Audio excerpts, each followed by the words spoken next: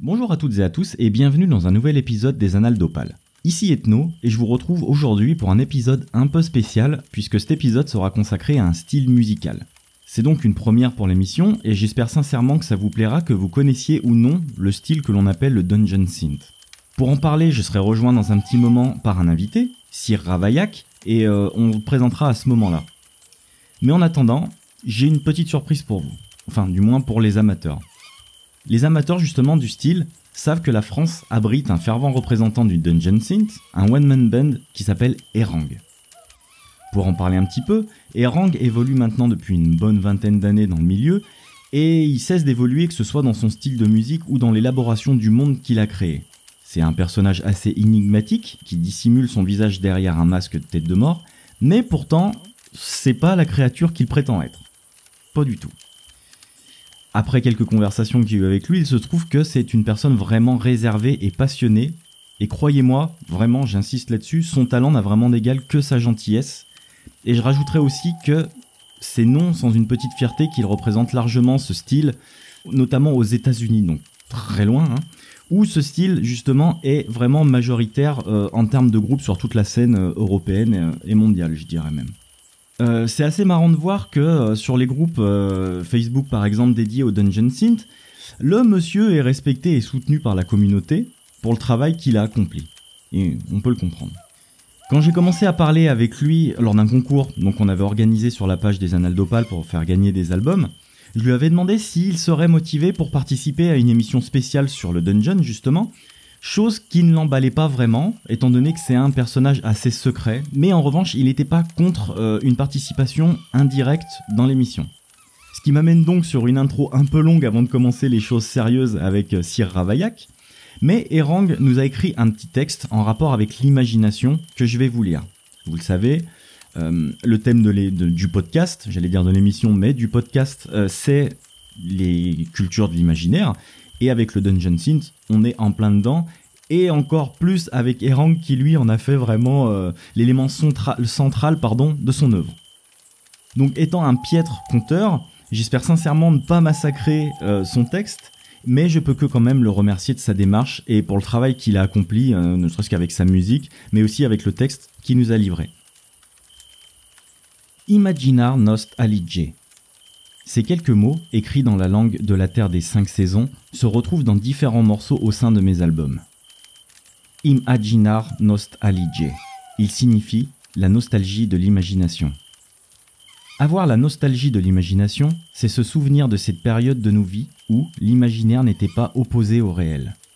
Ce moment à jamais perdu où, précisément, l'imagination était juste une autre réalité, une autre possibilité et non pas l'inverse de la réalité. Cette période, ce moment, c'est la petite enfance bien sûr. Évidemment, il y a des adultes qui ont encore beaucoup d'imagination et peuvent, justement, se servir d'elle pour fuir la réalité ou construire des mondes en opposition ou réels. Mais ce n'est pas la même chose. L'enfant, lui, ne sait pas qu'il a de l'imagination. Quand il crée des mondes ou invente des univers, il ne le fait pas pour fuir le réel. Il le fait parce que c'est possible et qu'il en a naturellement le pouvoir. Pour lui, ces mondes imaginaires sont tout aussi réels que le nôtre.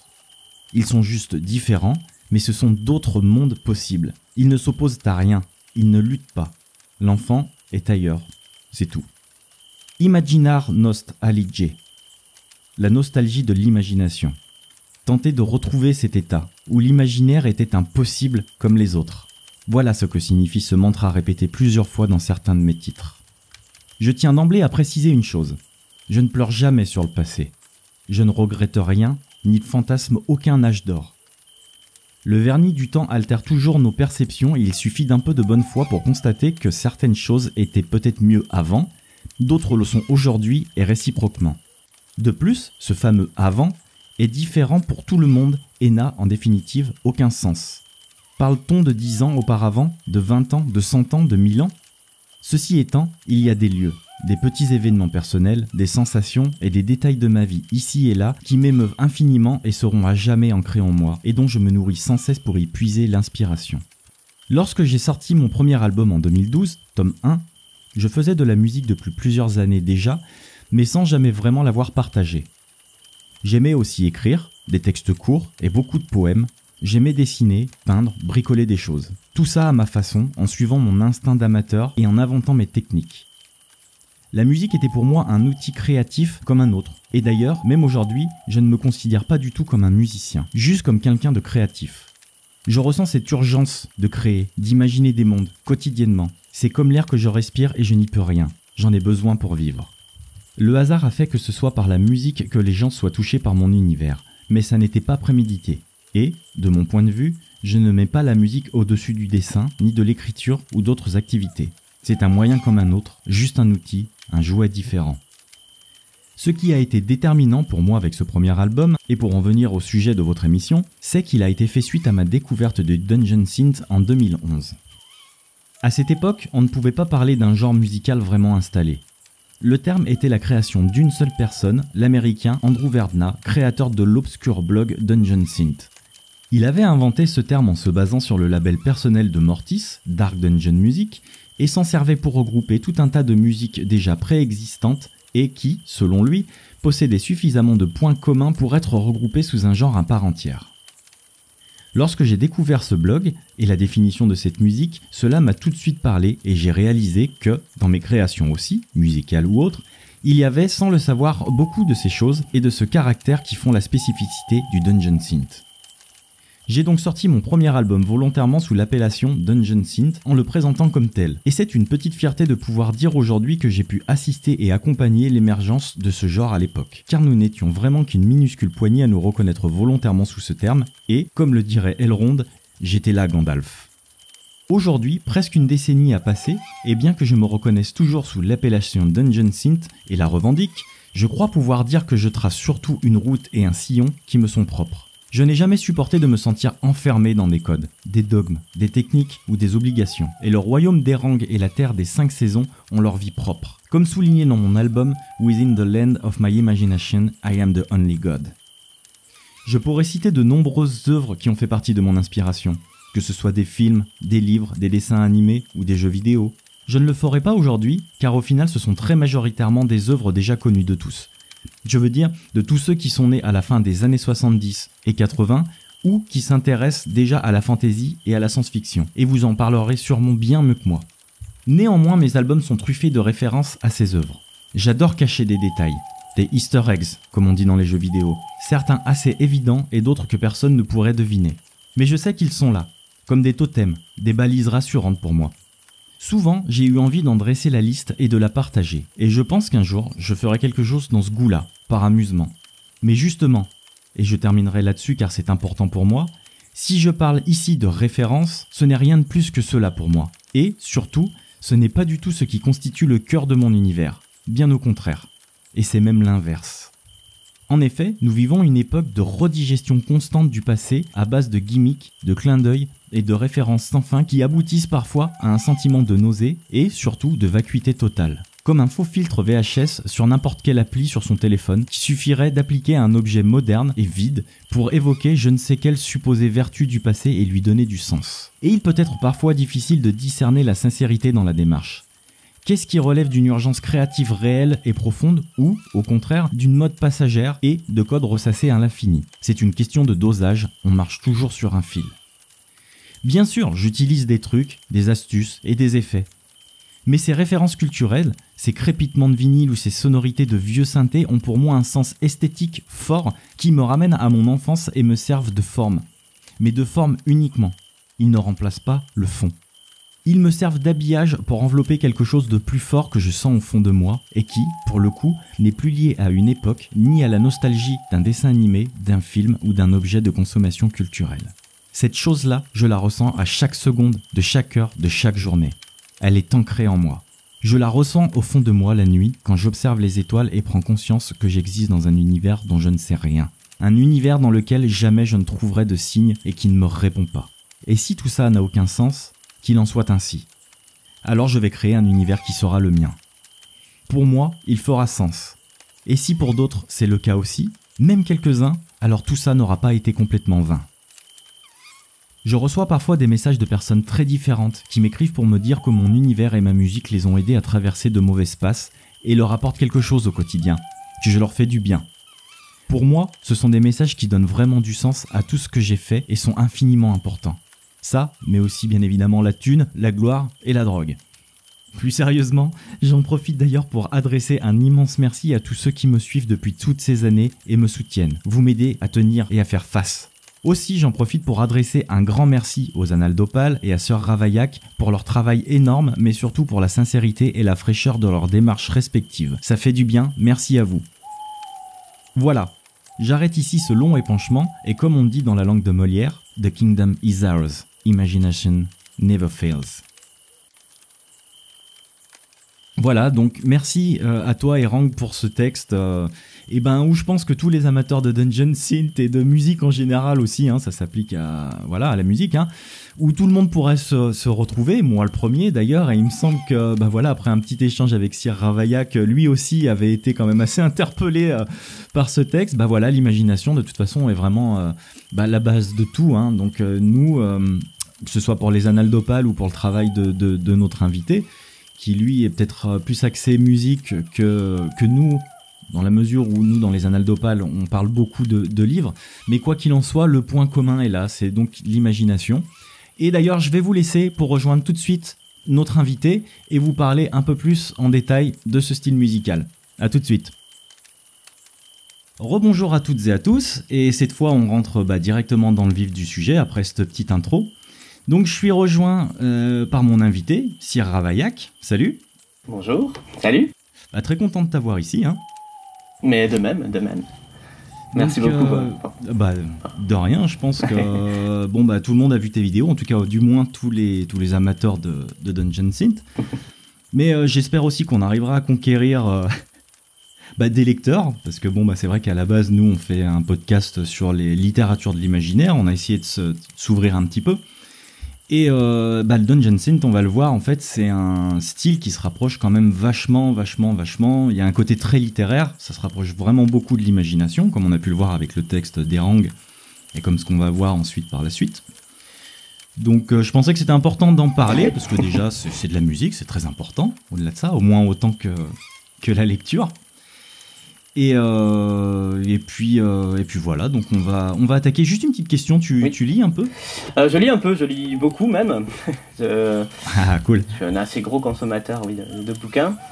C'est assez varié, alors je touche à la fantasy, évidemment, comme beaucoup de gens qui ont le metal ou le Dungeon Synth comme style de prédilection, j'ai un peu trempé dedans, je suis pas forcément ultra pointu, je me rends compte que mes trucs préférés sont quand même pas mal les classiques.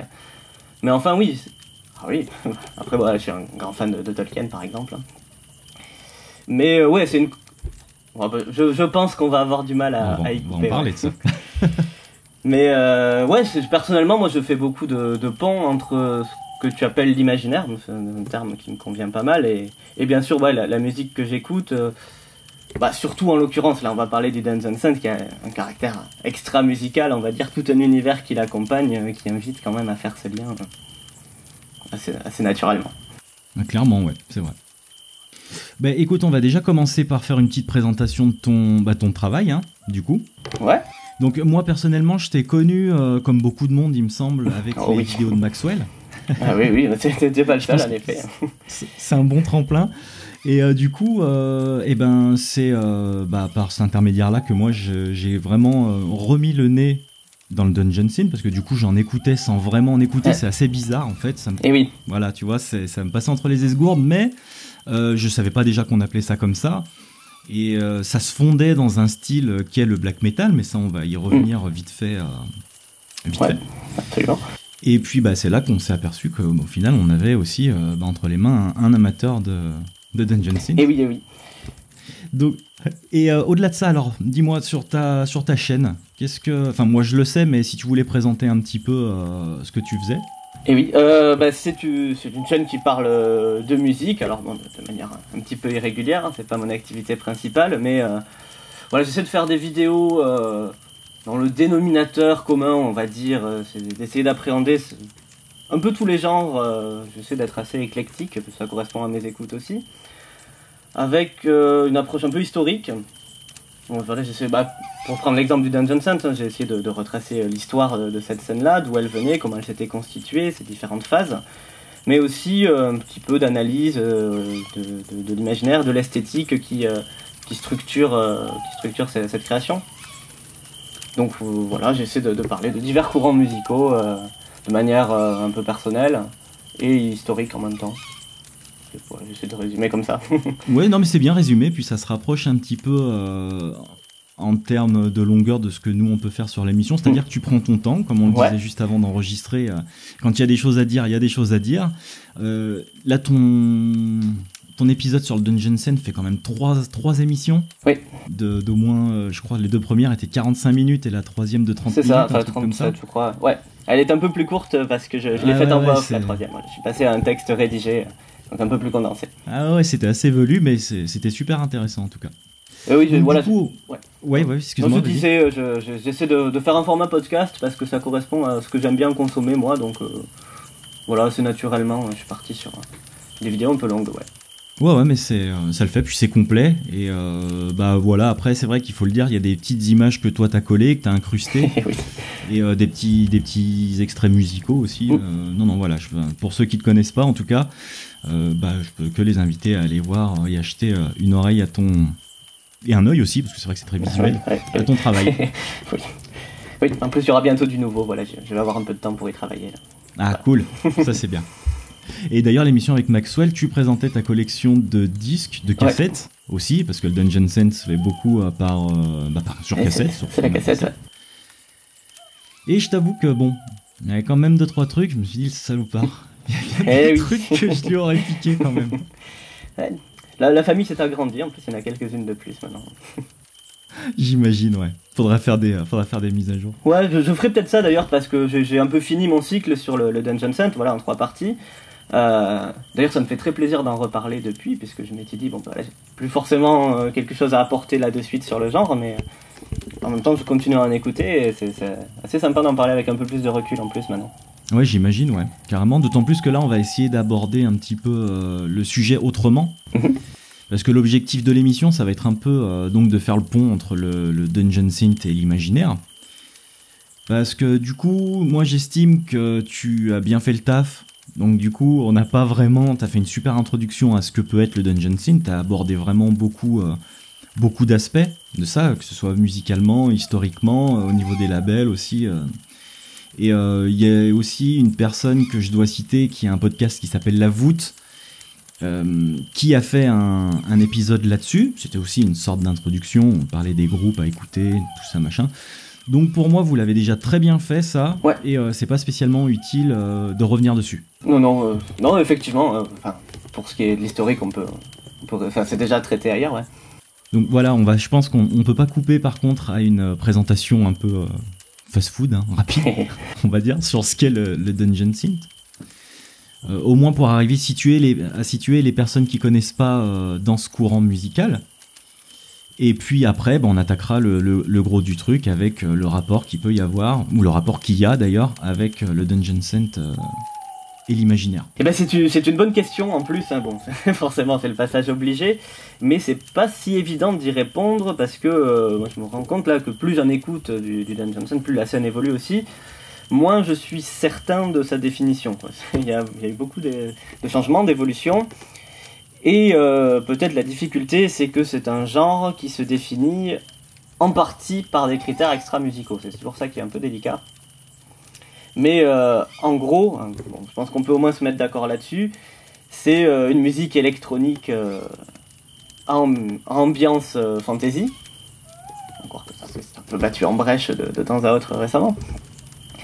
Qu'on pourrait qualifier pour sa première phase de black metal sans métal, presque.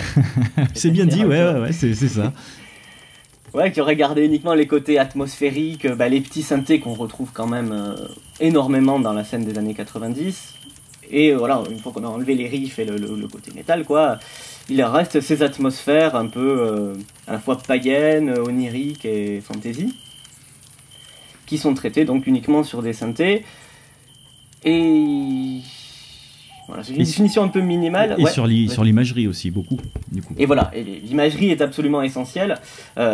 J'irais même jusqu'à dire que partie de la scène est raccrochée par sa dimension visuelle presque. Hein. C'est-à-dire qu'on reconnaît une sortie de Dungeon Synth à sa pochette, presque à ses noms. Autant qu'à la musique. C'est ça, ouais. Et puis même, on peut reconnaître les sous-genres du Dungeon Synth aux pochettes qui sont... Oui. Oui, tout ça est très codifié, effectivement. Extrêmement, ouais.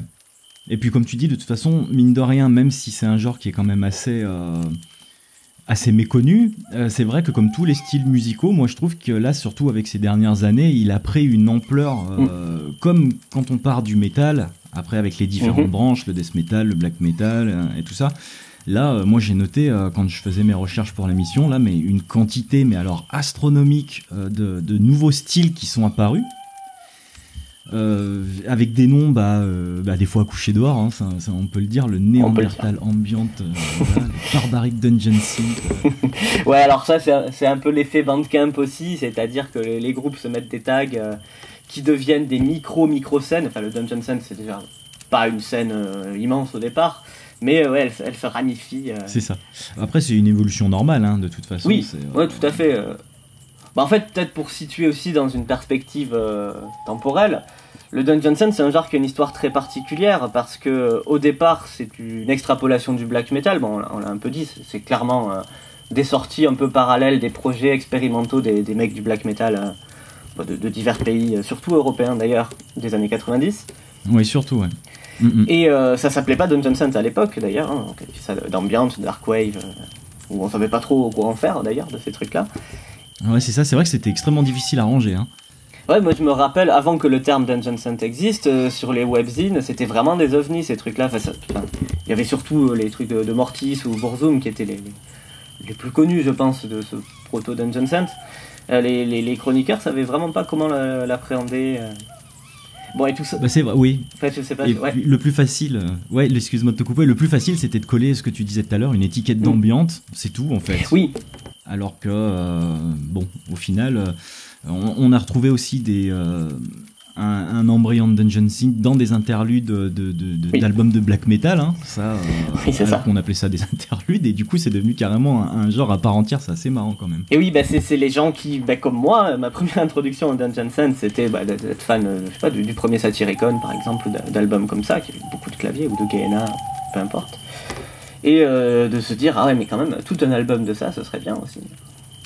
Le genre est un peu comme ça. Ouais, exactement. Mais d'ailleurs, ça donnait plein de malentendus. En fait, tu parlais de l'ambiance. Je me souviens aussi que c'était un peu un exercice obligé, hein, de chroniquer les albums de Mortis, par exemple. On a envoyé beaucoup de critiques, qui n'étaient pas toujours très positives d'ailleurs.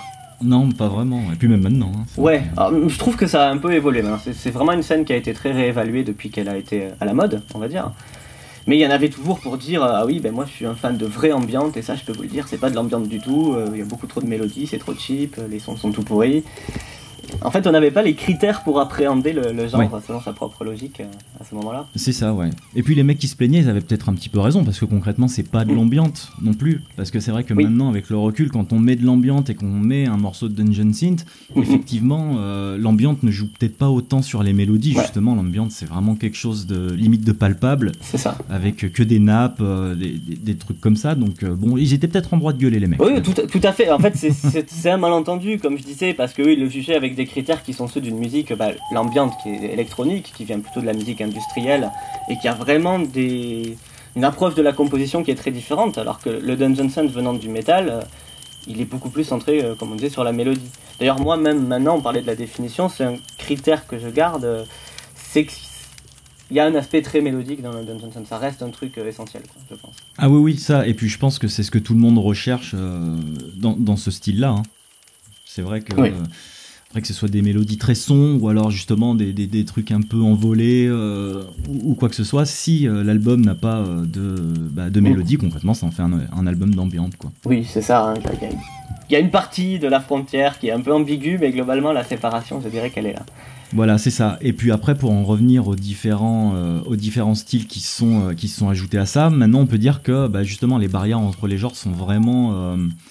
sans vraiment tomber, on a l'impression que ça s'est vraiment encore plus codifié, parce que maintenant c'est vrai que quand on a affaire à un truc comme, je sais pas, là je reprends mes notes, mais j'avais marqué le Nature Sense, que moi j'adore beaucoup, qui est à base de bruit de nature, avec des mélodies très posées, très belles et tout ça.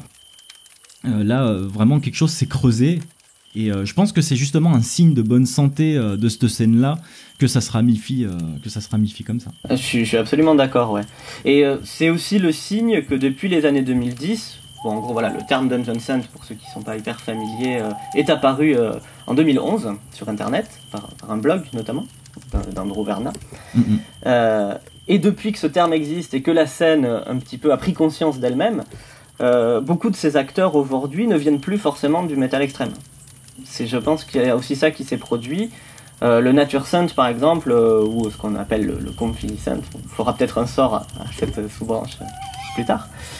Ça, disons, beaucoup des musiciens et des amateurs de ces courants-là, ils y sont pas arrivés par le métal forcément. Ce qui fait que ça a été un grand facteur d'évolution et de changement du Dungeon Synth, je pense. Ça. Oui, parce que ça a apporté d'autres codes qui n'étaient pas spécialement spécifiques au métal, quoi. Ouais, bah comme c'est très souvent commenté depuis 5-6 ans, on va dire, à Visto Denas, le Dungeon Synth a des mélodies beaucoup plus joyeuses, par exemple, beaucoup plus enlevées, comme tu disais. Et ça a même posé beaucoup de débats entre des vieux de la vieille qui disaient oui, mais c'est plus vraiment du Dungeon Synth là, parce qu'on n'entend plus l'influence satanique du black metal, c'est pas le même esprit. C'est ça, exactement, ouais. Bah, au même titre que le métalleux de maintenant peut gueuler sur les groupes, enfin sur les nouveaux groupes qui sont sortis ces dernières années, sur le deathcore, les machins comme ça. C'est vrai que ça fait peut-être toujours peu chier de voir des jeunes arriver et s'approprier quelque chose que nous on pensait être à nous. Et au final, non, je pense que ce style, même si c'est un style assez obscur, comme tous les autres styles, est amené à évoluer. Et puis de toute façon, qu'on le veuille ou non, c'est le cas de toute façon. Donc autant l'accepter et essayer de jeter une oreille, je dirais pas bienveillante, mais au moins d'essayer d'écouter ce qui se fait à côté pour pouvoir connaître l'évolution de tout ça, quoi. D'autant plus que nous, dans ces styles-là, il y a des choses dont on va reparler. Tu parlais du Comfy Synth. J'ai trouvé... alors même si c'est vrai qu'on est carrément à l'opposé de ce qui peut faire le Dungeon Synth à la base, des trucs qui se rapprochent vraiment extrêmement de la littérature. Et ça c'est un super point dont on reviendra tout à l'heure. Parce que je pense que là on a fait un rapide tour, c'est ce que je voulais, que ça dure pas 50 ans, parce qu'encore une fois tu l'as très bien fait, donc voilà, et on va passer je pense à la partie qui nous intéresse le plus, le Dungeon Synth et l'imaginaire.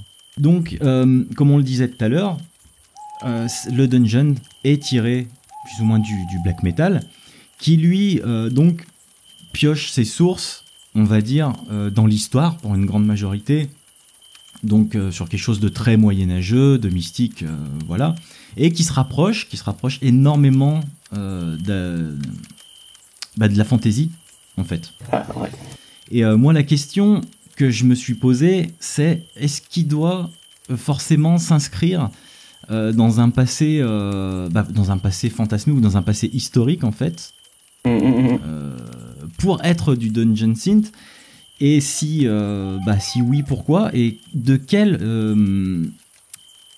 style de littérature en fait on pourrait se rapprocher avec le Dungeon Synth? C'est la grande question, c'est la grande question. Je dirais, peut-être pour l'appréhender bien, moi personnellement je tracerais une ligne quand même de séparation entre le vieux Dungeon Synth, le Dungeon Synth qui s'appelait pas Dungeon Synth, on va le dire comme ça, et le Dungeon Synth des années 2010, et postérieurement, puisque c'est une décennie qui est finie. C'est-à-dire que, ne serait-ce que sur cette question de l'inspiration thématique, en gros, le vieux Dungeon Synth, il a quasiment toujours le même univers que le black metal, à peu de choses près. Ça parle beaucoup comme tu le disais, du passé, d'un passé souvent effectivement médiéval ou moyenâgeux, avec beaucoup de références au paganisme. Il y a énormément de sorties de Dungeon Synth des années 90 qui font référence aux mythologies païennes, aux vieilles épopées, donc aux racines des différentes cultures européennes. Donc ça, on sait à quel point c'est central dans le black metal. Ah oui, c'est vraiment c'est essentiel. Ouais, et finalement, il y a comme une sorte presque de non-dit sur la fantaisie en fait. De ma perception, c'est quelque chose qui est énormément plus assumé à partir des années 2010, qu'au départ. Avec une exception bien sûr, qui était le seul qui avait droit de citer, c'est Tolkien, bien entendu. Tolkien qui quasiment dès le départ fait partie de la mythologie du black metal. En fait, Tolkien, il a quasiment le même statut que le chant de Nibelungen ou les Eddas scandinaves, dans cette espèce de fond commun imaginaire qui structure le black metal, on va dire. Et c'est marrant ça. Ouais, excuse-moi, vas-y, continue. Oui. Non, j'allais dire qu'à côté de ça, il y a aussi un glissement qui s'est fait sur les références littéraires, je dirais. Il y a un truc qui est peut-être un peu sous-estimé aussi, c'est que dans une partie de ce vieux black metal, il est souvent question de littérature romantique aussi, de littérature gothique, fantastique, et non pas proprement fantasy. Et qui est, voire même à la vieille littérature, enfin des références à la vieille littérature médiévale. Alors ça va se retrouver aussi, mais il y a un rapport au passé, on va dire, qui est beaucoup plus fort au départ. Oui, ça je suis entièrement d'accord. Aux vieilles choses. Et il y a une question que je voulais te poser, du coup, pour rebondir sur ce que tu disais. Tu disais qu'il y avait une coupure entre deux époques. Et c'est quoi cette coupure pour toi? Du coup, je suis curieux de savoir. C'est une bonne question. En gros, oui, je dirais que ce qui se produit à partir de cette coupure aussi, c'est que le monde de la fantasy, ce qu'on pourrait appeler grossièrement la culture geek des années 80-90, est devenu suffisamment ancien pour être référentiel, en fait, pour être déjà une sorte d'univers exotique, de même que le Moyen-Âge païen était un univers exotique pour le black metal des années 90. Et il y a une sorte d'amalgame qui se fait, et dans cette espèce de nostalgie rétrospective qui est dans le genre dès le départ, on peut se tourner aussi vers, par exemple, des œuvres qui ont marqué les musiciens dans leur enfance, des jeux vidéo, des livres de fantasy, des films de fantasy aussi, je pense que c'est pas négligeable forcément. Et également tout le monde du jeu de rôle papier aussi des années 80 et 90, qui est très souvent référencié. Et voilà, cette espèce d'intégration de la culture geek en fait à la mythologie du Dungeon Sense, elle se produit explicitement à partir de là, je crois. C'est peut-être ça qui est une grande différence. Oui, c'est vrai que pour ce qui est en tout cas de Tolkien, je pense que limite les gens doivent en avoir marre d'entendre à chaque fois qu'on en revient à lui, mais concrètement je pense qu'on peut pas passer au travers, hein. Donc, vu comme il a marqué l'empreinte de la fantasy, et surtout vu le nombre de groupes qui parlent de son univers, ça on peut difficilement faire. Il y a un avant-après les films aussi d'ailleurs, notamment dans son rapport au black metal. Ouais, mais alors après, est-ce que les films ont eu vraiment une grande influence sur le... J'ai l'impression que, étant donné que les musiciens qui faisaient du black metal à l'époque étaient quand même... C'est vrai que j'aime pas trop le terme non plus, mais des geeks, et qui étaient forcément dans les bouquins de Tolkien, et que les bouquins de Tolkien sont vraiment beaucoup plus poussés que les films, en fait, au final. Moi, j'ai l'impression que le Dungeon s'est vraiment inspiré de choses dont ceux qui n'ont pas lu les livres ne peuvent pas connaître, en fait, qui sont pas spécialement balancés dans les films. Et c'est quelque chose de très pointu, c'est-à-dire qu'on voit que les mecs qui font du black metal ou du dungeon synth en rapport avec Tolkien sont vraiment, vraiment, vraiment des mordus des bouquins, et qu'ils ont vraiment limite étudié tout ce qu'il y a à savoir, en fait, que ce soit les légions, que ce soit tous les lieux qu'il y a dans le bouquin, je sais pas, en fait, c'est tellement riche que des influences, on pourrait en tirer beaucoup. Et surtout au niveau des forces du mal. Oui, évidemment. Encore que, on parlait justement de cette séparation. Moi, je trouve que un des aspects de cette séparation, c'est que dans plein de projets Dungeon Synth, pour caricaturer, on est passé du Mordor à la Comté, en fait, ces dernières années. Il y a eu un glissement comme ça. Ouais, oui. Où les carrément. aspects plus mélancoliques, plus joyeux et un peu doux amer qu'il y avait chez Tolkien, avec son fantasme d'une vieille Angleterre de son enfance, qui avait gardé son innocence, etc. C'est un aspect qu'il y a dans son texte. Il est de plus en plus exploité, je trouve. Là où, effectivement, dans les années 90, c'était avec les forces du mal, Morgoth, etc. Oui, c'est ça, mais après, est-ce qu'on n'a pas fait le tour aussi au bout d'un moment, de tout ça en tout cas en ce qui concerne l'univers de Tolkien. Oui, quoi. c'est ça, ça fatalement, hein, moi ça me fait beaucoup marrer. Avec les derniers albums de Summoning, on sent qu'ils sont, pour aller trouver des noms de chansons encore, ils sont obligés d'aller dans les tréfonds du Silmarillion. Voilà, c'est ça, c'est-à-dire qu'au bout d'un moment, il y aura plus rien, quoi, donc... Oui. Mais ouais, voilà, c'est vrai que ce qui est marrant, c'est qu'on en revient toujours, et pourtant, en termes de fantasy et de fantasy historique, il y aurait quand même beaucoup à dire, parce que les auteurs étaient légion, en fait. Il n'y a pas eu le Tolkien, et le problème, c'est que Tolkien a occulté beaucoup ce qui se faisait, en fait, et beaucoup d'auteurs, un nombre incroyable. Rien que nous, en France, c'est vrai que j'ai pas noté de nom, mais... On a eu des auteurs de fantasy incroyables qui ont sorti des trucs vraiment, je pense notamment à un bouquin que j'avais chroniqué il y a peu de temps qui s'appelait Soroé, Reine des Atlantes. C'était un roman à 4 mains en fait. Et là c'est pareil, il y aurait vraiment de quoi faire avec... voilà, ça parle de l'Atlantide, des machins comme ça, mais il y a un côté très heroic fantasy qu'on retrouve aussi dans le dungeon. C'est-à-dire que ça aussi, hein, c'est un truc qu'on retrouve beaucoup, hein, l'heroic fantasy, les pulp fantasy, enfin... On pourrait parler de Moorcook, on pourrait parler d'Elric, on pourrait parler vraiment beaucoup de trucs. Ouais. De Robert Howard aussi, et de comment il s'appelle ? Oui, avec Conan. De Tolkien, hein, et de Tolkien, n'importe quoi. Et de Conan, pardon. Donc c'est un peu tout ça, le Dungeon School, Dungeon Synth Old School. Et pour les gens qui voudraient s'intéresser un petit peu à la littérature qui est en lien, avec quelques recherches, on pourrait vraiment trouver des romans aussi épiques que du Seigneur des Anneaux. Oui, je mettrai la nuance quand même que j'attends de voir, aussi bien. Et ça, c'est mon affection particulière qui parle. Mais oui, donc... bien sûr. Je suis d'accord. Ok. Il y a un pont aussi intéressant, et ça c'est la deuxième face, c'est la face lumineuse de Tolkien. Ça en fait partie dans le film Synth aussi. Donc pour essayer de décrire un petit peu le truc, c'est pareil, c'est des mélodies très joyeuses qui fait appel à un imaginaire assez enfantin en fait, et à des codes assez enfantins. C'est marrant parce que quand j'ai écrit, quand je me renseignais sur le dungeon et toutes ses branches, quand j'ai pris les notes, moi j'ai pensé directement au Vent dans les Saules. Je sais pas si tu connais ce roman de Kenneth Grahame. Je le connais de nom, mais je ne l'ai pas lu. C'est un classique pour les gamins. Hein. Et moi j'ai pas pu...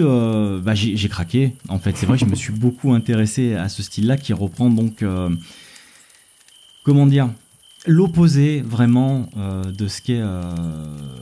le Dungeon Synth classique, on va appeler le old school, parce que là c'est vraiment quelque chose de réconfortant, hein. On touche là au sentiment vraiment profond, à l'enfant qui est en nous, et du coup pour se rapprocher de la littérature, oui, j'ai pensé au Vent dans les Saules. Donc c'est des personnages anthropomorphes qui parlent et qui vivent des aventures toutes simples, hein. Enfin, c'est comme une sorte de conte, donc quelque part c'est fait pour alimenter l'imaginaire des enfants, leur apprendre une certaine morale. Il y a des trucs qu'il faut faire, il y a des trucs qu'il faut pas faire, enfin bon, les choses habituelles pour la construction d'un adulte en devenir. Et c'est un genre qui m'a touché, parce que c'est vrai que je retrouvais vraiment tout ce que mes parents pouvaient me lire quand j'étais gamin. Donc, c'est le bonhomme en pain d'épices et tout ça, et puis l'imagerie va vraiment de pair avec ce style-là, en fait. Donc, je sais pas si toi, t'es amateur d'autre chose que du Dungeon Synth old school. Oui, tout à fait. T'as écouté ça, ouais, t'en penses quoi ? Alors, cette scène-là, tu veux dire Ouais. Ouais. Alors oui, je m'y suis intéressé. Alors j'aime pas tout, j'ai tendance à avoir un regard un peu critique. Un peu moins aujourd'hui d'ailleurs, mais mon problème, moi, c'est qu'elle a émergé vraiment pile au moment où le Dungeon Synth a eu une exposition médiatique énorme et où on commençait à foisonner plein de projets un peu gadgets, on va dire, un peu jetables, qui avaient tout dans l'imagerie, les sonorités, l'ambiance, mais qui manquaient beaucoup de fond, à mon avis. Et il y a un certain nombre de projets avec lesquels j'avais du mal parce qu'on ne savait jamais si c'était ironique, si c'était un exercice de style ou si c'était des vrais passionnés qui étaient derrière. Il y avait cette ambiguïté qui rendait le truc un peu difficile. Mais pour autant, moi, c'est une évolution que j'ai pas mal suivie. Déjà, ce que tu disais, ça m'a fait penser à pas mal de choses, et même un truc, je crois que j'en avais jamais pris conscience, mais par exemple, en fait, dès le départ, il y a des liens potentiels. Par exemple, tu parles du conte, c'est super intéressant parce qu'on est sur une scène qui a depuis toujours un rapport au folklore, aux vieilles histoires, aux vieilles légendes, et en quelque sorte au conte. Et je trouve qu'au fond, la transition s'est faite assez naturellement. C'est vrai, si on prend un groupe comme Ornatorpet, par exemple, qui dans les trucs récents, c'est un artiste suédois de Dungeon Sense, donc assez lumineux d'ailleurs, souvent, que j'aime beaucoup, qui parle de folklore suédois avec une ambiance de conte un peu. Et d'ailleurs, on voit beaucoup d'illustrateurs de contes du début du 20e qui sont mobilisés pour servir de pochette.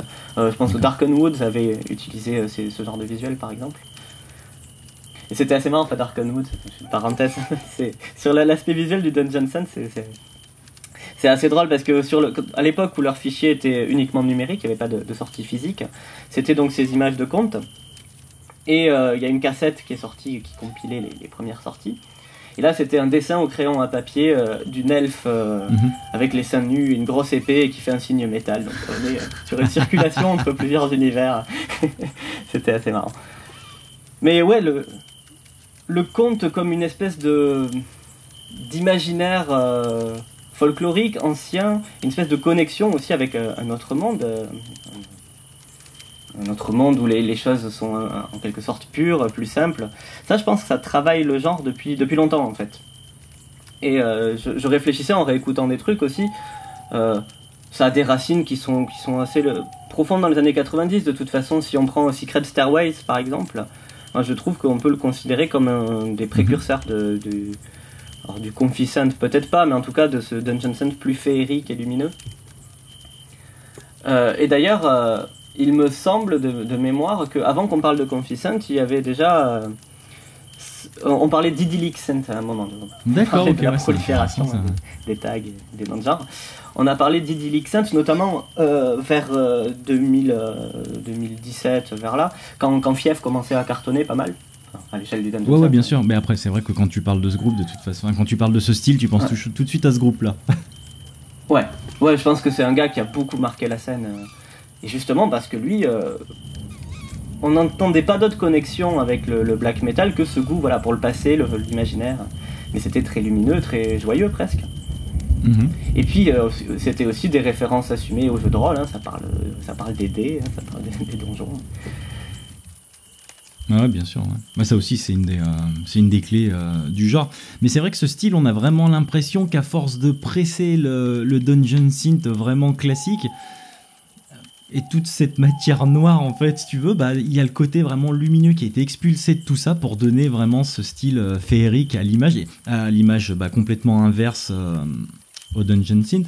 Et moi, je me demande si, justement, ce serait pas des amateurs de Dungeon qui se seraient amusés peut-être à faire l'inverse de ce qu'ils faisaient. Pourquoi, je sais pas. Peut-être parce que ça les amuse ou quoi que ce soit, ou peut-être parce qu'ils ont vu qu'il y avait un côté face à cette musique.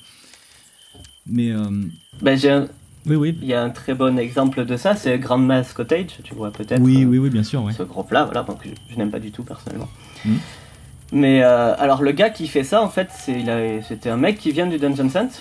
D'accord. Et c'est même une figure historique du Dungeon Sense, puisque c'est le gars qui tient le label Dungeons Deep, qui est un vieux label qui existe depuis 2007. Oui, bien sûr. Des vieux de la vieille pour le coup. Qui est un label sur lequel je suis un peu mitigé parce que je les trouve assez opportunistes. Bon, ça a été le label de Diplodocus, de Old Dweller, que j'aime pas trop non plus, et donc de Grandma's Cottage, plus la réédition en vinyle de Edge Wizard, que j'ai pas trop aimé non plus. Bref, je dérive, mais bon, c'est un gars en tout cas qui est un vieil acteur du Dungeon Sense, qui avait un groupe qui s'appelait Decrepit Corridor, qui est correct, un Dungeon Sense sympathique. Et donc effectivement, Grandma's Cottage est un side project de ce mec-là qu'on ne peut pas accuser de ne pas avoir baigné dans le Dungeon Sense à l'ancienne. Dans le dungeon, ouais. Carrément, ouais. Et tu parlais de Old Dweller, justement, on parlait de Tolkien tout à l'heure, et ben là c'est carrément l'univers de Tolkien, mais vu par les hobbits en fait, si je ne me trompe pas. Absolument. Donc là c'est quelque chose de très sautillant aussi, de très joyeux, voilà, c'est vrai qu'on se croirait dans la comté à fumer des pipes avec les petits hobbits. Et c'est assez marrant, ouais. Et ça me faisait penser à autre chose. Oui, et dans ce style un peu confiscent, féerique, là dernièrement j'ai écouté le dernier Lord Lovidicus. Aussi. Oui, bah groupe archi connu, si on peut le dire. Ouais, un vieux de la vieille lui aussi, hein, c'est un des premiers gars qui se sont mobilisés pour faire vivre la scène vers 2011-12. Hein. C'était même un peu avant, je crois. Son premier c'est 2010, donc autant dire que c'est vraiment un des pionniers du renouveau. Et son dernier, il est très marrant cet album, il est ultra féerique, hein, là il n'y a plus grand chose de sombre, alors qu'avant justement c'était plus produit pour Zoom notamment.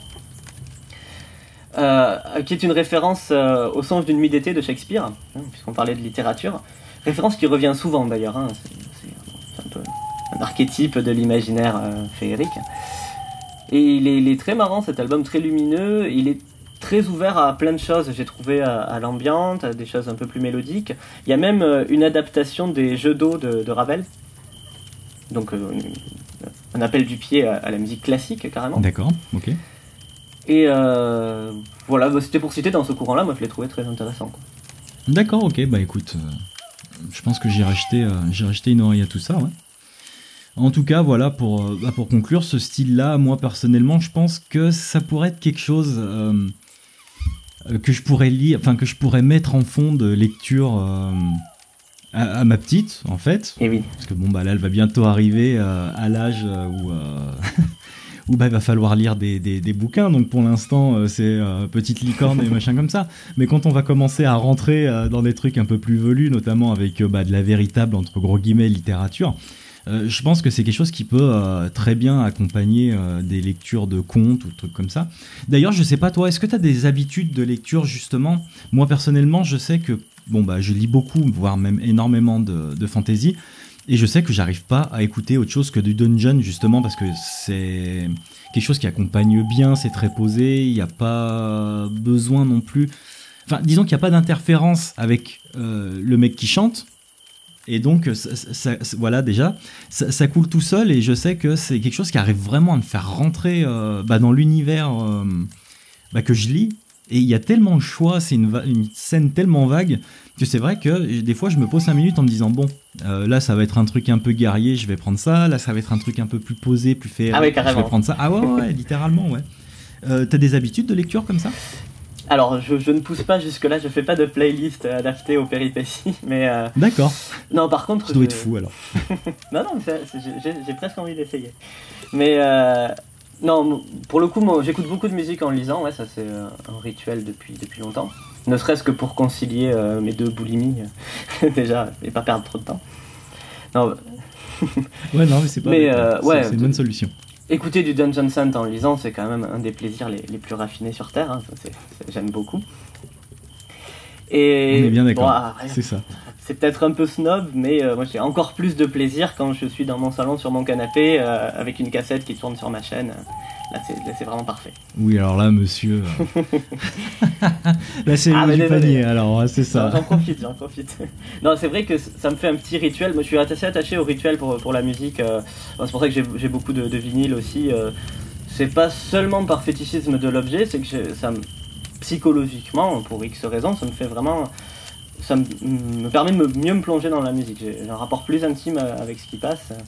Et donc, me sortir la cassette pour la mettre à tourner et me poser et lire à côté, c'est une ambiance particulière, oui, parce que c'est vrai que pour ceux qui connaissent pas ce style, donc il y a des supports CD, bien sûr, parce que je pense que les gars doivent vivre, donc forcément, je pense que le CD à l'heure actuelle se vend peut-être plus que la cassette, mais c'est un style dont le support...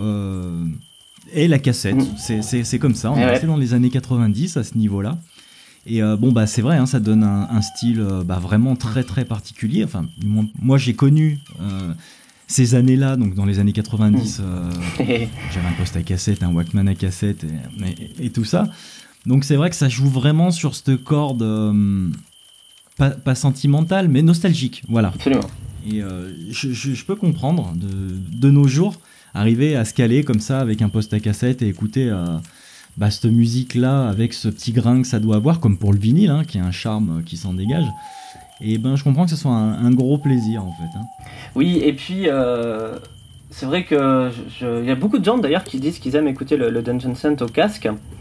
Alors, ça m'arrive très souvent aussi, hein, parce qu'une bonne partie de ce que j'écoute, c'est quand même numérique, évidemment. Les cassettes sont tellement dures à trouver. Et puis, je voulais pas trop les lire au départ, en plus, mes cassettes, pendant un moment. J'étais très réticent, parce que c'est quand même un peu précieux et fragile. Mais bon, de temps en temps, je me fais un petit plaisir quand même. Ah ouais. Et puis tu connais la solution, si jamais ta bande sort, tu prends ton petit stylo, tu tournes et puis c'est vite fait, quoi. Je suis né en 91, donc je suis vétéran de cette époque. Excellent. Mais ouais, oui, vas-y. Et, non, juste, je trouve que cette musique-là, c'est sur des enceintes que je préfère à l'écouter. Surtout le Dungeon Synth un peu brumeux, un peu irrégulier. Ça donne vraiment l'impression de baigner dans le son. Donc ça se diffuse un petit peu dans la pièce. Ouais, ouais, je comprends. Et ça donne une impression de flottement, c'est presque psychotrope, hein, c'est assez fort. Ouais, je suis assez d'accord avec ça, ouais. Après, faut avoir le bon matos, parce qu'encore une fois, voilà, si c'est pas sur cassette, ça serait sur vinyle, et c'est vrai que c'est un matériel qui revient vite cher, en fait, et que tout le monde n'a pas. Mais c'est vrai qu'une fois qu'on connaît ça, après, par contre, c'est difficile de... C'est vrai que le support CD numérique et tout ça, le Dungeon Synth, normalement, on a quand même affaire à quelque chose d'assez crade, en tout cas pour celui... De moins en moins. Pour le old school, hein. De moins en moins. De moins en moins, mais si on prend les bases vraiment du truc, quelque chose d'assez moite, assez... on va en revenir à cette ambiance-là. Et le numérique n'y colle pas... s'y prête pas forcément, pardon. Tandis que la cassette, le vinyle, déjà, on se rapproche un peu plus de l'ambiance que les mecs essayent de donner à leur musique. Mais bon, après, c'est vrai qu'il y a les filtres pour ça. Hein. Oui, et puis, on va pas se mentir, hein, j'en ai un certain nombre de CD aussi. Ah oui, c'est normal. Bien pratique. Et donc on parlait littérature, mais ce qu'il faut savoir avec le Dungeon, c'est que ça se rapproche énormément d'autres choses aussi, et des trucs qui se rapprochent de notre podcast aussi, donc des univers de l'imaginaire, parce que ça parle aussi de jeux vidéo, ça s'inspire aussi de jeux vidéo et de jeux de plateau. Donc je sais pas toi, moi les jeux de plateau ça a jamais été vraiment mon truc, donc je pourrais pas trop en parler. Je sais pas toi. Moi pas tant, alors un petit peu le rôle quand même papier, mais alors ultra basique, juste avec des dés. J'aime bien quand même de temps en temps. Alors, je pas un grand rôliste. Ça marche aussi.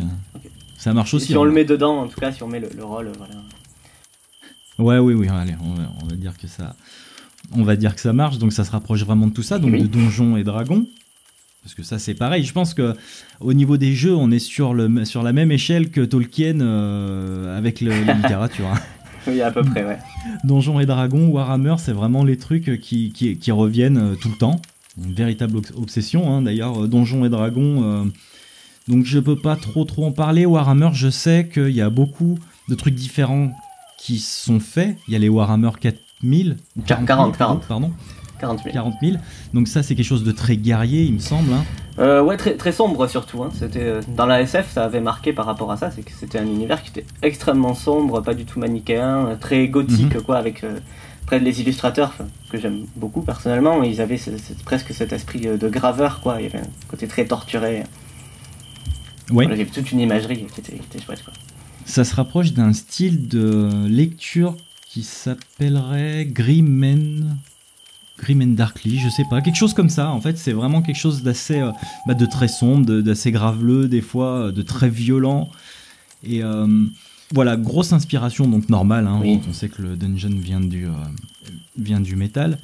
Donjons et Dragons, aussi pareil, donc là c'est un univers médiéval. Ouais. C'est qu'à moitié étonnant que ça ait influencé tout ça. Et d'ailleurs, pendant mes recherches, j'ai appris que le terme dungeon ne désigne pas spécialement un donjon, en fait, c'est tout au contraire, ça désigne plutôt des souterrains. C'est un des paradoxes de ce mot-là. Et ça, je le savais pas. En fait, ça, je dirais à cause des jeux vidéo, peut-être, les dungeon crawlers et tous ces sous-genres-là, peut-être. Comment on est passé de... Oui, c'est une tour, un donjon, au départ. Voilà, ouais, c'est ça. Donc, pourquoi, je sais pas. Mais bon, pour les personnes qui ne le savaient pas, comme moi, c'est assez marrant de le savoir. Et ça colle, du coup, à tout ça. Parce que tout à l'heure, on parlait de trucs assez moites au niveau de la musique et au niveau des ambiances. Là, visiblement, on est carrément dedans. Et c'est ce qui m'amène sur le troisième point, donc tout ce qui est la culture geek et la culture imaginaire vraiment à proprement parler, et plus globalement dans le Dungeon Synth. J'ai découvert un label qui fait uniquement... il faut que je retrouve ça... Voilà, un groupe par exemple qui s'appelle Cobalt, que j'ai découvert comme ça au hasard de mes écoutes, et qui fait de la musique 8 bits. Oui, je connais. En fait. Donc là, niveau minimalisme, on est à fond dedans. Hein. Et les artworks aussi, donc, comme le Dungeon, collent vraiment à l'ambiance de la musique. Et là, c'est vrai qu'on a l'impression de voir une pochette pour un jeu vidéo sur Amiga. Et tout ça, c'est vrai que c'est assez... Là, niveau influence, on est carrément... C'est IMAT d'Air Catastrophe, le label, c'est ça? Ça doit être ça, ouais, je l'ai pas noté. Qui est ultra typé, 8 bits. IMAT d'Air Catastrophe, Et donc ça s'inspire là vraiment pour le coup de tout ce qui est jeu. Alors moi je sais que quand j'étais gamin pareil, maintenant je le referai plus parce que quand même il y a quand même des gars qui se sont cassés le tronc à faire de la musique pour des jeux vidéo, mais ça m'arrivait souvent de couper la musique pour mettre une autre musique par-dessus, ce qui est complètement con en fait. Et c'est vrai qu'avec le recul, j'ai trouvé ça, encore une fois on touche à la nostalgie. Ouais, oui. Et là, même si c'est vraiment quelque chose, c'est un peu plus difficile à aborder, j'ai trouvé, parce que là, on n'est pas vraiment sur de la mélodie, on n'est pas vraiment sur du... Ouais, l'approche est très différente. Hein, tu vois ce que je veux dire, c'est assez compliqué. Après, je fais une petite parenthèse, c'est le moment confession, moi je le fais encore de couper la musique des jeux vidéo. Putain, tu sais que je me sens moins seul. Comme ça, je me mets du Dungeon Synth à la place, ou du métal très souvent aussi. Voilà. Pour les RPG, voilà, toi, je sais pas, je pense que comme moi, t'as été un peu élevé au RPG. Hein. Ouais, surtout RPG. D'ailleurs, on parlait de Dungeons et Dragons. Moi, j'ai pas joué plus que ça. Par contre, je connais bien par Baldur's Gate. Donc, Baldur's Gate, je les ai beaucoup pratiqués. D'accord. Mais au niveau des musiques, je sais pas, parce que Baldur's Gate, moi, c'est vrai que j'ai pas... tu vois, au contraire de toi, pardon, j'ai pas du tout accroché, que ce soit la gestion de l'équipe et tout ça. C'est vrai qu'il faut pas trop m'en demander. Oh. C'est-à-dire que mettre pause pour arriver à faire les actions, après remettre pause et tout ça, je t'avoue que ce côté gestion m'a complètement... C'est ça qui est très proche du jeu de rôle de plateau, en fait. Hein. C'est le tour par tour avec les gestions des équipements, des persos, des sorts. Ouais, c'est ça. Et pourtant, paradoxalement, je suis un très gros fan des premiers Final Fantasy qui est du tour par tour, quoi, en fait. C'était beaucoup les rivaux à l'époque, le RPG occidental et japonais. Ouais, c'est sûr. Et au niveau des musiques, là, en termes de dungeon, c'est vrai qu'avec le recul, moi qui ai été élevé à la Master System et la Mega Drive, et avec les RPG qui allaient avec, parce que c'est vrai qu'on en a eu quand même 2-3 qui étaient vraiment bien, et c'est une musique qui aurait très bien pu s'inscrire dans ce qui se fait maintenant. Et c'est assez impressionnant de voir comme quelque chose peut revenir, en fait, comme ça sur le tapis, de reprendre la bande-son d'un Landstalker ou d'un... la légende de Thor, par exemple, et encore ça, c'est des trucs vachement récents comparé à l'Amiga ou à ce qui a pu sortir sur cette console. Mais... ça pourrait faire limite un bon album de Dungeon Synth. Et oui, on me dit souvent que même la musique de RuneScape, c'est le meilleur album de Dungeon Synth. Enfin, on le dit souvent, ça se dit. Et ça se dit, d'accord. Il y en a pas mal maintenant qui creusent effectivement dans cette génération des musiques de jeux vidéo et qui l'écoutent comme ils écouteraient du Dungeon Synth. La limite que je mettrais moi quand même, c'est que c'est pas composé pareil. Enfin, moi j'avais réfléchi à cette question parce que maintenant on voit qu'il y a tout un courant qui fait de la musique de jeux vidéo sans jeux vidéo, quoi. En gros, tu parles de Cobalt et de son label. Ouais, bien sûr, c'est ça. Un des plus connus, il y en a quelques autres. C'est même assez vieux, parce que dans les années 90, il y avait une démo italienne, celle d'Avox, qui faisait déjà ça, avec une pochette tirée de Castlevania. Ah oui, en même temps, c'est vrai que le jeu se prête bien au truc. C'était métal. Ah ouais, j'imagine, ouais. Et donc cette démo, on n'a quasiment pas d'infos dessus d'ailleurs, je sais pas trop d'où elle sort, de quel contexte, mais c'est très très minimaliste, très très lo-fi et 8 bits en même temps. Et il y avait aussi, pour parler du fait que ce soit un peu plus ancien que on va dire l'expansion récente, il y avait quand même Caduceus en Lituanie, qui avait sorti une démo qui s'appelait Middle Ages, je sais pas si tu vois. Bah, t'en avais parlé dans ton émission. Ouais, j'en avais parlé, ouais. Et elle est assez... Je sais des trucs en plus sur cette démo depuis, c'est pour ça que je voulais en reparler. Ah ouais, vas-y, bah, je suis curieux. C'est qu'en fait, c'est une drôle d'histoire. C'est que, en fait, cette démo, c'est un plagiat.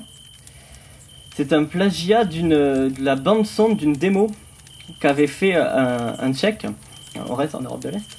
Au début des années 90, tu sais, il y avait à ce moment-là, enfin moi j'ai découvert ça récemment, je connaissais pas du tout, je connais toujours pas très bien, mais il y avait la démo scène, en gros, ça s'appelait comme ça, qui étaient des gars en fait qui faisaient des œuvres d'art en programmation, en fait, qui utilisaient tous les outils de programmation informatique pour faire une démo, mais qui est pas un jeu vidéo, qui est pas un logiciel, qui a son but en soi en quelque sorte, donc on va avec des musiques 8 bits programmées, etc. et des graphismes de l'époque, et c'est des trucs qui sont très étranges parfois, très déroutants, et donc c'est un peu à cette culture que faisaient référence les Cajuns par exemple avec leur musique 8 bits à la con. Et donc voilà, bref, il y avait cette démo qu'avait fait un gars tchèque qui est devenu compositeur de musique de jeux vidéo par la suite. Et en fait, le gars de Caduceus, il a plagié sa musique, vu que Internet était suffisamment rudimentaire pour qu'on ne puisse pas le recouper, sans doute. Et il l'a sorti sur cassette en bootleg, et tout le monde l'a écouté comme du Dungeon Sense. En fait. Ouais, j'imagine. C'était la musique de cette démo qui avait été volée. Ouais. Et ça, on le sait depuis très peu de temps. C'est sorti sur le forum Dungeon Sense Proborn. Ouais. D'accord, ok, ouais, super intéressant. Et c'est marrant aussi d'ailleurs parce que, bon, en l'écoutant ce truc, ça faisait quand même un peu tâche dans les années 90. Moi, j'étais super étonné par ce machin-là. Je me disais, mais ok, il assume, il fait vraiment un truc très jeu vidéo. En même temps, il a un look black metal. Et c'était un des premiers quand même à avoir autant ce rapprochement à ce point, quoi. Et bah, du coup, voilà, il était allé piocher dans de la vraie musique. Numérique. Et du coup, c'est devenu un genre à part entière. Du coup, ouais, parce que je pense que ça a eu une influence énorme. En plus, Caduceus, beaucoup de gens l'ont écouté quand même. Ah bah ouais, carrément, ouais. Et ouais, comme quoi, hein, des fois, certaines choses sont bâties sur des mensonges. Ah, carrément, c'était un peu étrange d'apprendre ça. Bah ouais, j'imagine bien, ouais. Et ouais, bah du coup, la réédition est tombée à l'eau. On n'est pas prêt d'avoir un objet physique de ce truc-là, je pense. D'accord. Et ouais, mais ça avait commencé aussi dès les années 2010, dès le début des années 2010, puisqu'il y avait Abandoned Places qui faisait ce genre de son aussi. Et alors là aussi, je sais des trucs en plus depuis ma dernière vidéo. On a eu des nouveaux scoops. Tu penses bien que je vais te demander de les balancer du coup? Et bien en fait, il y avait un certain nombre de projets au tout début du renouveau du Dungeon Sense, sont presque tous sortis entre 2011 et 2012. Il y en avait plein, il y avait tous les Abandoned Places, il y en a 8 je crois. Mystic Towers, Erdstall, qui était très cool. J'ai pu trouver les cassettes il n'y a pas longtemps d'ailleurs. Ils ne sont pas encore arrivés, mais je suis très content. Lore Master aussi. Et également Vormitadret, pardon, qui est une référence à Lovecraft et Clark Ashton Smith, dont on n'a même pas parlé dans les auteurs écrasants. Ouais, et pourtant, mais parce que c'est pas des auteurs qui se prêtent vraiment au dungeon en fait au final. Hein. Peut-être plus Smith. Ouais. Mais Lovecraft, bon, mais il y a bien des groupes hein, de toute façon. Ouais, il y en a beaucoup. D'ailleurs, sur le Bandcamp de Vormitadret, il y a écrit en gros Inspired by Lovecraft and Clark Ashton Smith, no Tolkien en majuscule. Excellent. Lui aussi, lui, il sait où il veut aller, ouais, c'est ça. Bon, et en fait, tous ces projets qui sont sortis en même temps, qui étaient tous assez marquants, enfin, c'est marrant quand tu regardes les charts de l'époque des meilleurs albums de Dungeon Sense, par les fans, quoi, ça revenait très souvent. Et en fait, tout ça, c'est le même gars qui est derrière. D'accord. Et c'est pas tout, c'est le gars de Jude Git, en fait. Qui est un groupe de black très prolifique aussi, donc je pense qu'il passe sa vie à enregistrer de la musique. D'accord, ouais, ok. Je sais pas si tu vois, pour moi. Je sais pas du tout comment ça se prononce, c'est J-U-T-E-G-Y-I-T. D'accord, ok, j'irai jeter pour voir. G-Y-T-E, pardon. Bon, c'est un américain qui fait du black expérimental très étrange, un peu noise, et qui a rejoint le Dungeon Sense de manière anonyme en fait. D'accord. Il était déjà un petit peu connu dans le black underground, mais ça faisait 10 ans qu'il faisait ça. Et en fait, c'était lui qui était derrière et qui a fait tous ces projets. Il disait, je voulais les faire anonymement pour pas qu'on les juge par rapport à ce que je faisais en black metal. Donc voilà, mais c'était plein de trucs dont j'avais parlé séparément en disant ouais, à cette époque il y avait ça, ça, ça et ça, c'était très inspiré. Mais en fait, c'était un seul gars. Comme quoi, en vrai. Et oui. Et ouais, je parlais d'Abandoned Places parce que lui, voilà, ce projet-là avait vraiment repris les vieux RPG DOS, hein, il le disait en interview. Il prenait des noms au pif d'ailleurs sur les cartes, tu sais, des RPG où t'avais les noms de lieux bizarres. Ouais, d'accord, ok. Et il faisait ses noms de chansons avec ça. C'est inspiré. Ouais. Et c'était c'est très tordu. Moi, j'aime bien ce projet parce qu'il est très étrange. Je comprends mieux du coup maintenant que je sais quel est le gars qui est derrière. Et c'était très dissonant, très étrange, ouais. Drôle de musique, mais très bien. Et de toute façon, je voulais, pour faire plus ou moins la conclusion, même si on n'a pas tout à fait fini, et oui. pour en revenir justement à ce côté geek, à ce côté jeux vidéo, RPG, tout ça, je pense que ce que je vais lire là, c'est un extrait d'une interview réalisée sur le site Aidnir en 2019, site qu'on salue au passage, qui nous a donné l'autorisation de citer cette interview. Donc la question c'est, si je vous parle de Dungeon Synth, que ce soit techniquement ou thématiquement, quelles sont les premières choses qui vous viennent en tête? Et à cette question, Maëlie Fell, j'espère que j'écorche pas trop le nom, répond: donc si tu me dis Dungeon Synth, je pense essentiellement, spontanément, aux jeux de rôle, aux jeux vidéo, aux jeux de plateau. Et quand on voit sur les forums ou ailleurs les pratiques culturelles des fans et des musiciens de Dungeon Synth, le rapport n'existe pas que dans mon imagination. Le Dungeon Synth n'a de sens que mis en relation avec l'époque qu'il a vu naître, et non pas uniquement dans un milieu musical en particulier. On ne peut pas le comprendre si on n'a pas les années 70, 80, 90 à l'esprit, avec les jeux vidéo et les RPG papier, comme je l'ai dit, mais aussi tout le reste. Les débuts de la culture geek qui, comme le futur Dungeon Synth, n'avait rien de cool et de valorisant, bien au contraire, jusqu'à il y a peu. Aujourd'hui, tout le monde veut être geek. Il faut quand même se souvenir, ça me fait marrer parce que c'est exactement ça, qu'il y a un peu plus de 20 ans, aimer les jeux de rôle, la culture comics et les disques de musique médiévale au bon tant pis, c'était être un gros ringard. L'émergente récente du Dungeon Synth comme un truc hype participe à cette récente valorisation du geek. Et je pense que ça synthétise un petit peu tout ce qu'on dit depuis le début de l'émission. Parce que donc, toi tu m'as dit que t'étais de 91, moi je suis plus du début des années 80. Et quoi qu'avec les années 70, alors j'ai peut-être pas les références de ce qui a été fait au niveau de la littérature, si. Mais après, pour ce qui est du reste des jeux vidéo, tout ça, moi j'avoue que ça ne me parle pas. Mais du coup, est-ce que le mec qui écoute du Dungeon Synth ou qui en fait est un geek? Ah, la bonne question. Ouais, c'est la bonne question. Moi, je dirais oui. Et moi, je dirais ça dépend. Voilà. Non, ça dépend. Et ça dépend de quoi? Je pense que la démographie est plus variée qu'avant aujourd'hui. Je pense qu'il y a des fans de musique, des gens qui sont là pour la musique par curiosité, qui le prennent comme une curiosité musicale, voire un moyen de jouer avec certains sons un peu référenciés. Il y a des métalleux, il y a des geeks aussi. Il y avait même, quand j'avais fait mes vidéos sur le Dungeon Synth, des gens qui me disaient ouais, c'est marrant parce que toi tu juges vachement les choses par rapport à leur proximité avec le black metal que t'aimes, mais moi j'y suis venu parce que je suis rôliste et le metal je m'en fous. Et du coup on aimait des choses très différentes. Ah ouais, d'accord. Donc il y a des publics qui se mélangent. Mais oui, quand même, je crois que pour faire vraiment du Dungeon Synth authentique, on va dire, pour autant que ça veuille dire quelque chose. Plus trop maintenant. Il faut du true Dungeon Synth.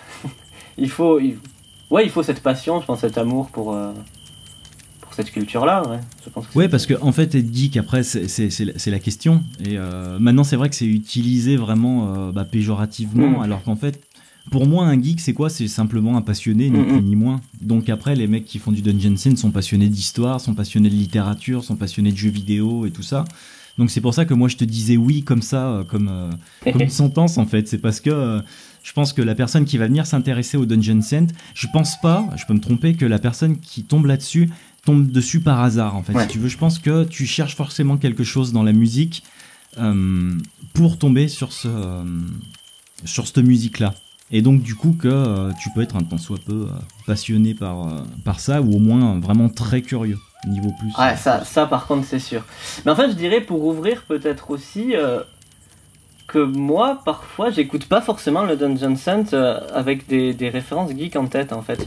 Ce qui me plaît, enfin comment dire, moi c'est avant tout les portes vers d'autres mondes que ça ouvre qui me parlent, on va dire. J'utilise une expression un peu bateau, mais parfois obligée. Non. même, je vais reprendre un exemple dont j'ai parlé dans mes vidéos aussi, mais bon, j'ai pas changé de groupe favori entre-temps. Quand j'écoute Edge Wizard, par exemple, ça fait partie des groupes qui sont ultra référenciés musique de vieux jeux vidéo, hein, même. Bon, ça marche aussi pour Depressive Silence, d'ailleurs. Et ben, ce groupe-là, moi j'aime bien l'écouter après être allé me balader dans la campagne ou en lisant de la poésie romantique ou disons avec des références imaginaires qui sont pas forcément juste le vieux jeu vidéo.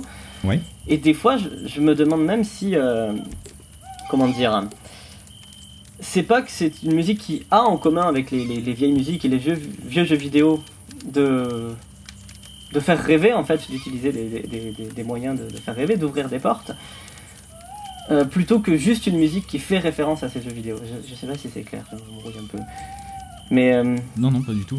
Je vois ce que tu veux dire. Ouais, bon, ça va. Mais parce que, effectivement, c'est pareil quand je jouais, voilà, j'ai dit Baldur's Gate ou Chrono Trigger, qui est un RPG que j'ai beaucoup aimé aussi. PlayStation 1, ça, non, Chrono Trigger? J'ai joué sur émulateur, je sais pas, je sais même pas. Ah d'accord, ok, ouais, non mais je vois quel jeu c'est. Ouais, un vieux RPG, quoi, voilà, en 2D. Ouais. Qu'est-ce que... Oui, c'est quand je jouais, c'était vraiment l'impression... C'était, comment dire, une émotion artistique, celle d'être dans un monde imaginaire qui a ses propres codes et qui a quelque chose de très rassurant, de très planant. Mais comme, je sais pas, même la peinture de la Renaissance peut me faire le même effet, en fait, par exemple. Je lisais un texte de Bonnefoy il y a pas longtemps qui parlait de ce rapport-là à la peinture, où la peinture, c'est la grande peinture du XVIe siècle, par exemple, elle donne l'impression de représenter un monde qui est plus vrai, qui semble plus vrai, plus tangible que le monde réel dans lequel on est, qui est tout imparfait, qui est parfois complètement inintéressant, qu'on ne regarde même pas. Et alors voilà, comparer le Dungeon Hunt à la peinture de la Renaissance italienne, c'est peut-être un peu ambitieux, mais oui, j'aime bien. Pour moi, l'émotion artistique est commune. Ouais, mais et du coup, pour moi, ça va un peu au-delà de juste la référence à une vieille culture, en fait. C'est peut-être un peu pour ça que je voulais parler de ça. C'est que ouais, c'est un voyage imaginaire, onirique, et donc c'est beau, du coup. Déjà, je pense que c'est le but de la musique, déjà, dans un premier temps, de faire voyager, et d'autant plus ce style-là, parce que c'est vrai que c'est très... voilà, ça peut être très planant, ça pousse aussi à la réflexion, hein, quelque part, je pense. Comme une œuvre d'art, quand tu te positionnes vis-à-vis de ça, et ça remet beaucoup de choses, ou ça peut remettre beaucoup de choses en question, et je pense que la musique, c'est un petit peu pareil. Ouais, je pense que c'est pour ça qu'il est aussi passionnant aussi, c'est qu'il est très, très imagé, quoi. Vraiment, il fait voir des choses... Il fait voyager. Et du coup, petite question comme ça, mais ta consommation de dungeon ou de musique, c'est des moments bien précis, comment ça se passe? C'est structuré? Pas du tout? C'est que tu vas te dire, allez, je me balance un petit truc comme ça, ou alors c'est une envie, en me disant, voilà, moi j'ai plus envie d'écouter un truc dans ce goût-là, ou quoi que ce soit, ça se passe comment? C'est à l'instinct. Je sais toujours à peu près ce que j'ai envie d'écouter. Et... C'est parfois très étrange, je fais des grands écarts stylistiques, ça m'arrive souvent. Mais non, à l'instant... Alors comme je disais, le Dungeon Sun, c'est un truc que je vais sortir assez volontiers pour lire. Même si c'est pas le seul, hein, forcément. Bon, après, depuis que je fais des vidéos, il y a quand même des moments où je m'imprègne de certains trucs. La semaine dernière, j'ai écouté beaucoup de Dungeon Sun avant de... D'accord, donc ce qui annonce un truc à venir. Hein. Ah, peut-être. Je vais peut-être me laisser plus de temps. J'aimerais bien faire un peu de prise de recul parce que j'ai l'impression en plus que l'engouement est un peu retombé de Dungeon Sun. On n'a pas parlé de cet aspect-là de son histoire, mais il a été très à la mode à un moment. Maintenant, j'ai l'impression que les gens ont compris, quoi. Ceux qui venaient juste pour le gimmick, le gadget, ils se sont lassés, ils ont consommé leur truc, ils sont repartis. Et on verra. Du coup, je suis assez curieux de voir comment ça va évoluer parce que, comme on a dit, ça s'est ouvert à plein de choses très différentes. Ça s'est décentré du métal extrême dont ça venait. Et je suis curieux de voir l'autonomie, quoi, du genre maintenant qui s'est un peu constitué. Comme pour beaucoup de choses, à mon avis, ceux qui doivent pas rester, c'est pareil, c'est une phrase assez bateau, mais ceux qui doivent partir partiront, ceux qui doivent rester resteront de toute façon, et ceux qui ont eu un réel engagement dans le genre. Oui. Voilà, on parlait par exemple d'Erang tout à l'heure. Hein. Après, il y a pas que lui, mais je parle de lui parce qu'il est français en plus de ça, et puis que voilà. Et son dernier album est très bien d'ailleurs. je viens de recevoir le vinyle qui est très joli. Ah bah, je pense qu'il sera content de l'apprendre. Et ouais, bah voilà, là c'est pareil, on parlait d'évolution du style, il a pas eu peur de passer à autre chose, entre gros guillemets, sans pour autant...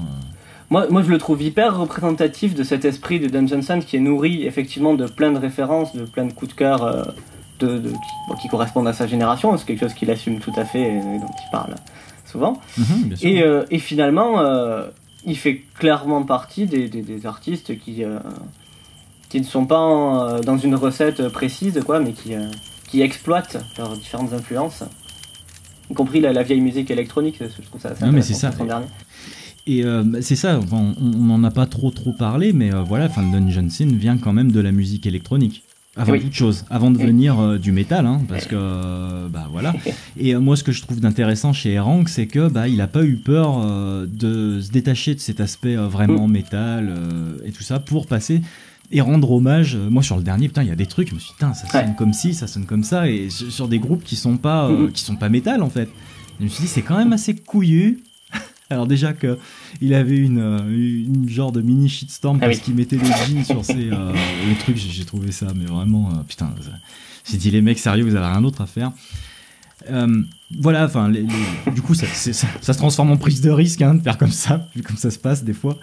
Et moi, j'ai admiré la démarche parce que du coup, j'ai retrouvé des sonorités que j'aime bien dans d'autres styles de musique qui sont pas métal, parce que moi comme toi c'est vrai que des fois ça m'arrive de faire le grand écart avec les genres, et de l'électro j'en écoute, et ça m'a fait plaisir de retrouver ces petits clins d'œil là, à ce moment là, avec un petit son qui passe, de dire putain tiens ça me fait penser à ce groupe là, et puis voilà, puis nous en France en plus c'est vrai que niveau musique électronique on a de quoi s'inspirer pour la personne qui a un synthé, oui, absolument. Les Jean-Michel Jarre, des machins comme ça, concrètement, c'est des grosses influences. Ah oui, absolument.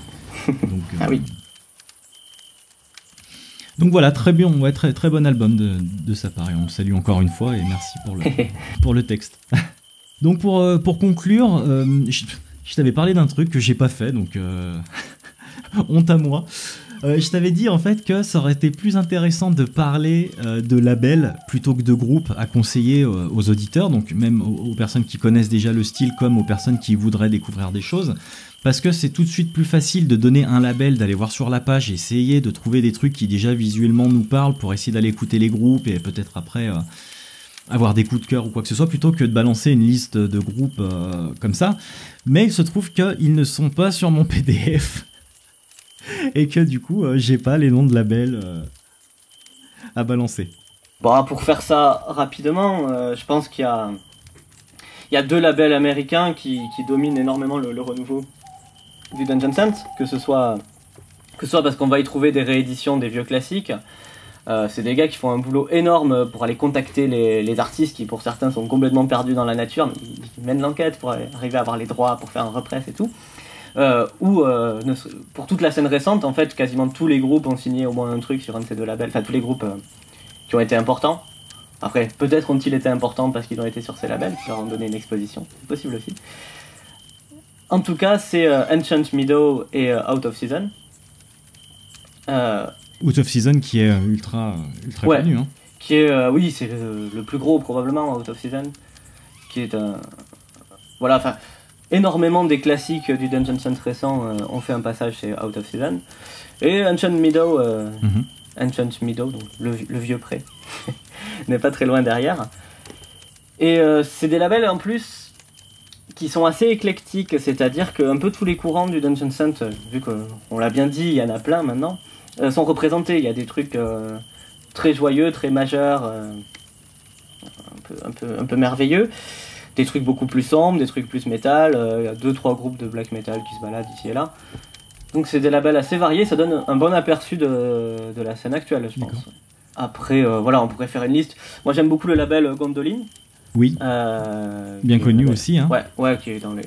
Un Gondolin qui est très actif sur les sorties en ce moment en plus, hein, il sort très régulièrement vraiment de tout. Alors c'est plutôt axé sur le Dungeon Sun à l'ancienne mais récent, je me comprends.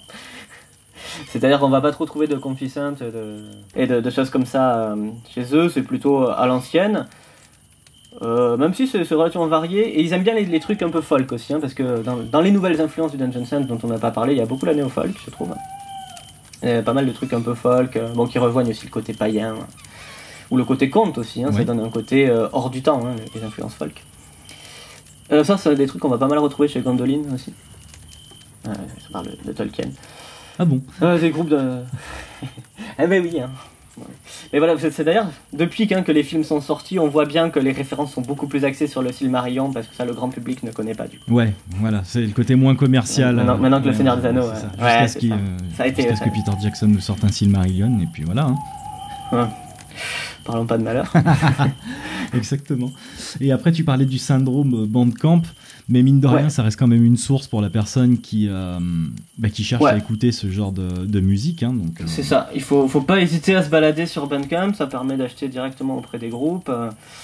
Avec pour un rien peu du de tout chance, en plus. Hein. Ouais, c'est pour rien, les albums numériques, ça vaut rien. Voilà, c'est très abordable. Hein. Ça soutient les artistes et ça permet de naviguer avec les tags d'une salade ou les recommandations. Et moi, c'est ce que j'utilise le plus, de toute façon, pour les downloads. Oui, pour ce style-là, en tout cas, c'est vrai que c'est... Et puis, dès qu'il y a des sorties, quand on s'abonne à un artiste, on reçoit des petits messages et des messages comme ça. Ça permet de se tenir informé de ce qui se fait. Et puis, voilà, il y a des groupes qui tirent l'arigot. C'est ça, c'est une scène qui est très horizontale de Dungeon Synth, donc il y a tout qui cohabite sur Bandcamp. Faut faire le tri parfois, bien entendu, mais il s'y passe des trucs assez passionnants. Il s'y passe beaucoup de choses, ouais, en effet. Bon, écoute, je crois qu'on a fait le tour. Merci 1000 fois. Hein. Maintenant, c'était un plaisir de te recevoir au coin du feu. Et merci beaucoup pour ton invitation. C'était un plaisir partagé. Je t'en prie. Et puis, d'ici là, surveillez la chaîne de Sierra Vayak. Si vous n'avez pas vu les anciens épisodes, pardon, allez-y. Je ne sais pas ce que vous attendez, concrètement. Et puis, aussi, il y a l'émission avec Maxwell que tu as faite qui est super intéressante parce que tu présentes ta collection. Et moi, en tant que collectionneur, honnêtement, ça m'a beaucoup parlé. Et ça dure longtemps en plus. Et puis voilà, Maxwell qu'on a reçu dans le feu de camp. Au feu de camp, pardon, dans le feu de camp, le pauvre, je sais pas s'il aurait survécu longtemps. Mais voilà, parce que lui aussi a sorti un livre qui parle du métal en fait. Et toutes les pochettes, beaucoup de pochettes des styles qui sont associés. Donc c'est sorti en collaboration avec Alt. Et franchement, c'est un super bouquin, un bel objet. Il y a même une allusion au Dungeon Synth avant. Mais ça sera la surprise. Et puis encore merci. Et merci à toi. Et puis pour ce qui est des auditeurs, écoutez, on se retrouve dans 2 semaines avec Cook. Normalement, je sais que ça fait extrêmement longtemps qu'on n'a pas fait d'épisode à 2, mais ça va revenir. Et on devrait parler d'un classique de chez Classique, là concrètement, avec un monstre qui revient à la vie, des machins comme ça et un savon un peu fou. Voilà, donc prenez soin de vous, buvez beaucoup, parce que c'est la canicule, et on se retrouve d'ici 2 semaines. Salut!